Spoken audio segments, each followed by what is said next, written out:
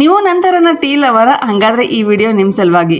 ಬರೀ ಇವತ್ತು 5 ನಿಮಿಷನಾಗ ಪಟಾಪಟ ಅಂತ ಹೆಂಗೆ ಬೆಲ್ಲದ ಚಹಾ ಮಾಡೋದು ಅಂತ ತೋರಿಸ್ತೀನಿ. ಭಾಳ ಮಸ್ತಾಗಿರ್ತೈತಿ ಮತ್ತು ಮಾಡ್ಕೋಕೊಂಡು ಭಾಳ ಈಸಿ. ಮೊದಲಿಗೆ ಗ್ಯಾಸ್ ಮೇಲೆ ಒಂದು ಪಾತ್ರೆ ಇಟ್ಕೊಂಡು 1 ಕಪ್ ಆಗುವಷ್ಟು ಹಾಲು, 1 ಕಪ್ ಆಗುವಷ್ಟು ನೀರು ಹಾಕೋಬೇಕು. ನಾನಿಲ್ಲಿ ಇಬ್ಬರಿಗಾಗುವಷ್ಟು ಮಾಡ್ಕೊಳಕತ್ತೀನಿ. ನಿಮ್ಗೆ ಎಷ್ಟು ಬೇಕಲ್ಲ ನೋಡ್ಕೊಂಡು ಕ್ವಾಂಟಿಟಿ ಮಾಡ್ಕೊಳ್ರಿ. ಆಮೇಲೆ 1-2 ಟೇಬಲ್ ಸ್ಪೂನ್ ಆಗೋವಷ್ಟು ಟೀ ಪೌಡ್ರ್ ಹಾಕೋಬೇಕು ಮತ್ತು 1 ಟೇಬಲ್ ಸ್ಪೂನ್ ಆಗೋವಷ್ಟು ನಾನು ಇಲ್ಲಿ ಇದನ್ನು ಹಾಕೊಳ್ತೇನೆ ಟೀ ಮಸಾಲ ಪೌಡರ್. ಇದನ್ನು ನಾನು ಮನ್ಯಾಗ ಮಾಡಿ ಇಟ್ಕೊಂಡಿದ್ದೆ. ನಿಮ್ಮ ಕಡೆ ಇಲ್ಲ ಅಂತಂದ್ರೆ ಅದಕ್ಕೆ ಶುಂಠಿ ಸ್ವಲ್ಪ ಏಲಕ್ಕಿನ ಜಜ್ಜಿ ಹಾಕಬೇಕು. ಈಗ ಅದನ್ನು ಚೆನ್ನಾಗಿ ಮಿಕ್ಸ್ ಮಾಡಿ ಆಮೇಲೆ 1-2 ನಿಮಿಷ ಅದನ್ನು ಕುದಿಯಕ್ಕೆ ಬಿಡಬೇಕು. 1-2 ಕುದ್ರೆ ಸಾಕು.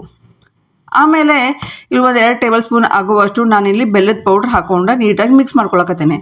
ಆಮೇಲೆ ಒಂದೇ ಒಂದು ಕುದಿಸ್ತೀನಿ. ಜಾಸ್ತಿ ಕುದಿಯಕ್ಕೆ ಹೋಗ್ಬೇಡ್ರಿ, ಯಾಕಂತಂದ್ರೆ ಹಾಲು ಬೆಲ್ಲದ ಜೊತೆ ಸೇರಿದ್ರೆ ಅದು ಚಹಾ ಹೊಡಿತೈತಿ. ಅದ್ರ ಸಲುವಾಗಿ ಒಂದು ಕುದಿಸಿದ್ರೆ ಸಾಕು.